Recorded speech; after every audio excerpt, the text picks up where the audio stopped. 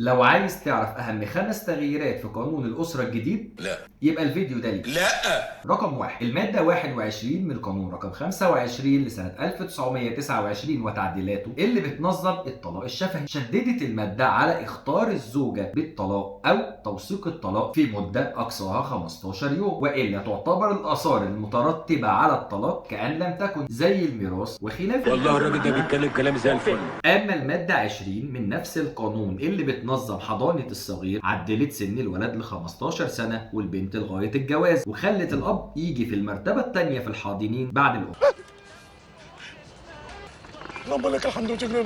وكمان المادة 67 من مسودة القانون الجديد اللي بتنظم رؤية الصغير، عملت مواعيد محددة، زيارات إلكترونية، وجبه من الكانتين اللي مش عاوزين تقربوا له ابدا، وترابيزات بلياردو وبنج. واللي ما يرجعش الطفل ممكن يتحرم من الرؤية. أما المادة 16 من القانون رقم 25 لسنة 1929 والمعدلة بالقانون رقم 100 لسنة 1985 اللي سرعت إجراءات التقاضي في دعاوي النفقة، وكمان عملت صندوق رعاية للأسرة لدفع النفقة مؤقتا. الله اكبر، صلاة النبي احسن. والمادة 31 مقرر بالقانون رقم 143 لسنة 1994 والمضاف بالقانون رقم 126 لسنة 2008 وتعديلاتهم، اللي أكدت على منع زواج القاصرات ومنع زواج أي ست تحت 18 سنة وتجريم أي مأذون أو أي شخص يساعد في تزويج قاصر. لو عجبك الفيديو ما تنساش تعمل لي لايك وسبسكرايب وتكتب لي كومنت وتقول لي جاي فين.